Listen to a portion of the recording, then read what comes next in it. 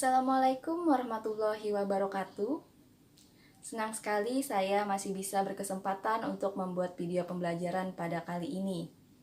Sebelum memulai pembelajaran, sebaiknya kita berdoa terlebih dahulu. Semoga pembelajaran kita pada hari ini diberikan kemudahan. Baik, video kali ini saya akan melanjutkan materi ikatan kimia, di mana minggu lalu kita telah membahas mengenai ikatan ion, salah satu jenis ikatan kimia. Nah, sekarang kita lanjutkan untuk jenis ikatan kimia yang lain, yaitu ikatan kovalen.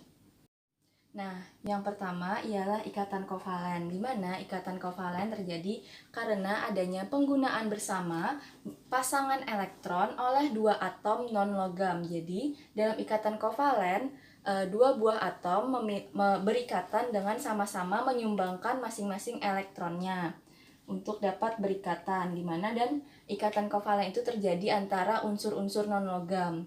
Nah, kita masuk ke contoh soalnya saja. Di sini ada HCl, jadi senyawa HCl ini dalam senyawa HCl ini terjadi ikatan kovalen. Nah, pertama untuk dapat mengetahuinya, kita tentukan dulu elektron valensinya, di mana H elektron valensinya 1 dan Cl elektron valensinya 7.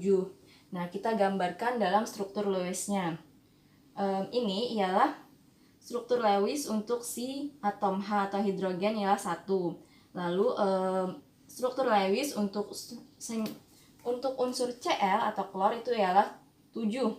Lalu mereka saling berikatan dengan menyumbangkan masing-masing elektronnya. Jadi masing-masing elektronnya mereka sumbangkan untuk mencapai kestabilan, di mana atom H itu menyumbangkan satu elektronnya kepada Cl agar Cl mencapai kestabilan. Jadi ini kestabilan Cl, tapi atom H tidak memberikan secara cuma-cuma, dia tetap menggunakan elektronnya tersebut dan memakai juga satu elektron Cl untuk mencapai kestabilan si atom H ini. Jadi mereka memakai bersama-sama elektronnya. Inilah yang disebut dengan ikatan kovalen. Jadi, di dalam ikatan kovalen itu ada beberapa macam ikatannya. Di antaranya ada ikatan kovalen tunggal, ikatan kovalen rangkap, dan rangkap 2, dan ikatan kovalen rangkap 3. Untuk lebih jelasnya, kita masuk ke dalam contohnya saja. Di sini ada H2, O2, dan N2. Mereka merupakan unsur-unsur non-logam.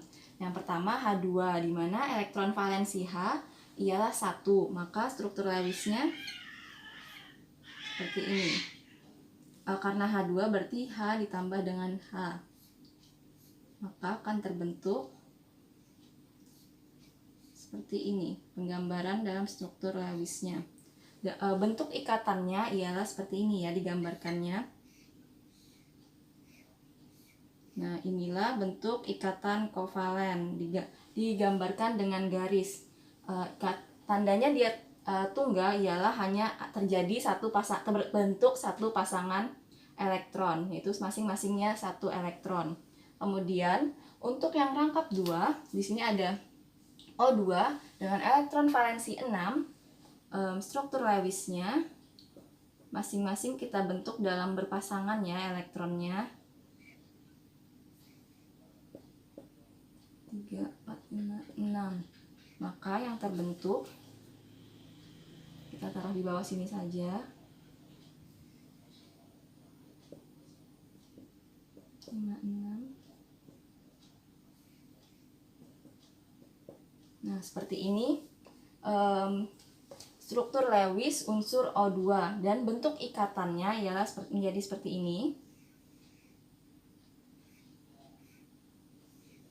Kenapa garisnya 2? Karena ini terbentuk menjadi masing-masing berpasangan, ada 2 pasang elektron yang berikatan secara langsung, makanya di sini ikatannya rangkap 2. Kemudian untuk ikatan yang rangkap 3, contohnya ialah N2, di mana elektron valensi N ialah 5, maka struktur Lewis N ialah dengan 5 elektron. 1, 2, 3, 4, 5. Kita susun elektronnya dalam 3 buah seperti ini ya.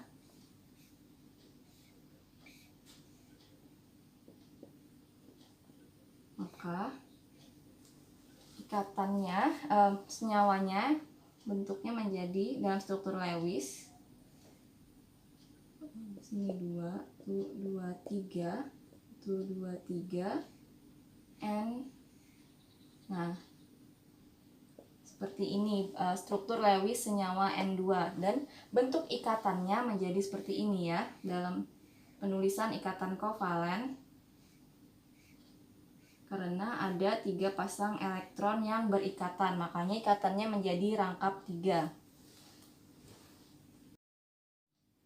Kemudian ada yang namanya ikatan kovalen koordinasi. Bedanya dengan ikatan kovalen yang sebelumnya atau ikatan kovalen biasa tersebut, di sini ikatan yang terbentuk ialah dari pemakaian bersama pasangan elektron yang berasal dari salah satu atom. Jadi, pada ikatan kovalen koordinasi, pasangan elektron yang digunakan hanya berasal dari salah satu atom. Sedangkan untuk ikatan kovalen biasa, masing-masing atom yang berikatan akan menyumbangkan elektronnya untuk dapat berikatan sehingga mereka mencapai kestabilan. Jadi, contohnya di sini ialah SO3, di mana S memiliki elektron valensi 6 dan O memiliki elektron valensi 6 pula. Di sini ada struktur Lewisnya, sini O dengan 6 elektron valensinya digambarkan secara berpasangan masing-masing elektronnya. Kemudian dalam ikatan kovalen koordinasi itu ada yang berperan sebagai atom pusatnya. Di sini yang berperan sebagai atom pusat ialah S, sehingga bentuknya seperti ini. Yang mana atom pusat ini ialah atom yang memiliki pasangan elektron bebas, hingga dia dapat menjadi atom pusat. Lalu kita gambarkan di sini 6 buah elektron atom pusat di sini. Di sini, masing-masing sepasang, belum berikatan. Ini kita dapat di sini. Lalu ada 3 buah atom O yang akan berikatan dengan S. O memiliki kekurangan 2 elektron untuk mencapai kestabilan. Di sini dia akan, untuk atom yang unsur oksigen yang ini, dia akan menyumbangkan 2 elektronnya agar dipakai bersama-sama dengan S untuk mencapai kestabilan. Jadi ini yang pertama, atom O menyumbangkan 2 elektronnya. Kemudian di sini kan unsur S sebagai atom pusat dia sudah stabil, berarti dia tidak perlu lagi memakai elektron dari atom lain, sehingga untuk atom oksigen yang ini dia akan menyumbangkan si S akan menyumbangkan 2 pasangan elektron bebasnya kepada oksigen yang ini. Jadi ini yang berikatan, pasangan elektron ikatan PeI, sedangkan ini merupakan pasangan elektron bebas. Ini juga. Nah, jadi ada pasangan elektron ikatan dan pasangan elektron bebas. Jadi pasangan elektron bebas ini akan diikat oleh unsur O di sini pada contoh ini untuk unsur O mencapai kestabilan. Jadi mereka tetap sama-sama menggunakannya, tapi di sini unsur S yang menyumbangkan 2 elektronnya untuk dipakai bersama oleh O, sedangkan oksigen tidak menyumbangkan apa-apa. Inilah yang disebut dengan ikatan koordinasi. Untuk oksigen yang di sini pun halnya sama, karena di sini ialah pasangan elektron bebas. Masing-masing elektron O kita pasangkan, lalu dia akan berpasangan mengikat 2 elektron unsur S sebagai atom pusat. Jadi dia bentuknya akan seperti ini. Ini CO. Ini ikatan kovalen biasa, sedangkan untuk ikatan kovalen koordinasi kita hapus dulu ini ya. Nah, seperti ini. Bu.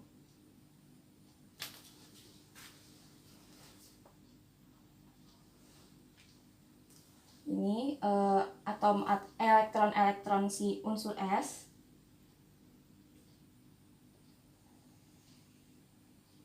Nah, seperti ini. Ini adalah ikatan kovalen biasa. Untuk ikatan kovalen koordinasi yang mana? Ikatan kovalen koordinasinya yang ini. Di sini antara. Nah, di sini terjadi ikatan kovalen koordinasi sama halnya dengan yang ini. Nah, ini disebut dengan ikatan kovalen koordinasi.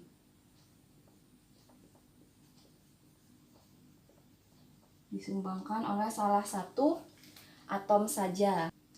Atau dalam gambar ikatannya, dalam gambar ikatan kovalennya bentuknya seperti ini ya. Kita gambarkan ikatan kovalennya.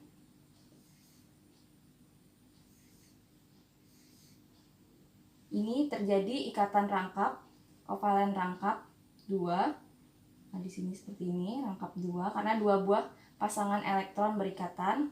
Untuk di sini karena dia bukan dia bukan ikatan kovalen biasa, maka bentuk tanda garisnya ia tidak garis seperti ikatan kovalen biasa, namun kita beri tanda panah ke arah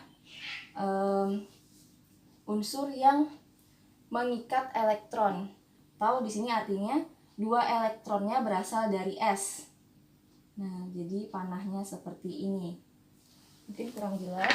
Nah, coba jauh. Nah, seperti ini. Jadi digambarkan dengan tanda panah, menandakan itu adalah ikatan kovalen koordinasi dan ini ikatan kovalen biasa. Yang berikutnya untuk jenis ikatan kovalen ada yang disebut dengan ikatan kovalen polar dan ikatan kovalen nonpolar. Bedanya di mana? Jadi dalam ikatan kovalen polar itu atom-atom antara dua atomnya itu memiliki perbedaan nilai keelektronegatipan yang signifikan. Lalu sedangkan pada ikatan kovalen nonpolar antara atomnya itu tidak memiliki perbedaan nilai keelektronegatipan atau bisa kita sebut dengan nilai keelektronegatipan unsur tersebut sama. Lalu untuk ikatan kovalen polar itu elektron yang membentuk pasangan ikatan itu cenderung akan lebih mendekat ke atom yang memiliki nilai keelektronegatipan yang lebih besar. Jadi posisi elektron ikatannya tersebut berada pada atom yang memiliki keelektronegatipan yang lebih besar di antara keduanya tersebut. Contohnya di sini ialah untuk senyawa HCl, di mana senyawa HCl ini kan adanya ikatan kovalen, terbentuk karena adanya ikatan kovalen. Maka unsur H itu kurang elektronegatif dibandingkan unsur Cl, sehingga pasangan elektron ikatannya ini akan lebih dekat ke unsur Cl. Dan dalam ikatan kovalen polar ada yang disebut dengan kutub positif dan kutub negatif, di mana kutub positif ialah unsur yang memiliki nilai keelektronegatipan yang lebih kecil atau lebih elektropositif. Sedangkan kutub negatif adalah unsur yang memiliki nilai keelektronegatipan yang lebih besar, di sini Cl. Sehingga antara H dan Cl dalam ikatannya itu ialah ikatan yang polar, dan ikatan polar ciri-cirinya ialah bentuk senyawanya asimetris karena pasangan elektron ikatannya cenderung lebih dekat ke salah satu unsur atomnya ya. Lalu untuk ikatan kovalen nonpolar itu ikatannya itu posisi pasangan elektron ikatannya itu seimbang karena mereka tidak memiliki perbedaan, dan biasanya kebanyakannya ikatan kovalen nonpolar ini terjadi pada unsur yang sejenis seperti F ini, dimana dengan nomor atom 9 elektron valensi 7 di sini mereka posisi elektronnya sama antara kiri dan kanan, jadi sehingga kan membentuk senyawa yang simetris karena tidak ada perbedaan tarik menarik yang lebih kuat salah satu atau yang lainnya. Jadi kekuatan penarikan antara kedua elektron ini sama. Kalau unsur ikatan kovalen polar, salah satu unsurnya memiliki daya tarik yang lebih kuat terhadap elektron tersebut. Sedangkan untuk ikatan kovalen nonpolar, elektronnya tidak tertarik kuat ke salah satu unsurnya karena keelektron negatifannya yang sama. Seperti ini contohnya ya. Dan untuk nilai keelektronegatifan sebagai berikut. Berikut ini merupakan sifat-sifat senyawa kovalen secara umum. Diantaranya ialah pada suhu kamar, senyawa kovalen dapat berupa gas dan cair. Kebanyakannya seperti itu, seperti senyawa nitrogen atau gas nitrogen yang paling banyak ada di bumi ialah gas nitrogen, lalu ada gas oksigen dan gas hidrogen. Kemudian senyawa kovalen lain yang berwujud cair ialah ada H2O atau air dan HCl atau kemudian ada sifatnya yang berikutnya ialah titik didih dan titik leleh. Senyawa kovalen itu rendah. Jadi untuk mendidihkannya kita tidak perlu temperatur yang tinggi. Kemudian ada sifat yang lain ialah senyawa kovalen itu larut dalam pelarut nonpolar. Dan yang terakhir sifatnya di mana senyawa kovalen polar itu dapat menghantarkan arus listrik, sedangkan senyawa kovalen nonpolar itu tidak dapat menghantarkan arus listrik. Baik, itu tadi video pembelajaran pada kali ini. Jangan lupa untuk mengerjakan tugas yang telah diberikan. Semoga bermanfaat dan kalian dimudahkan dalam memahaminya. Saya akhiri. Wassalamualaikum warahmatullahi wabarakatuh.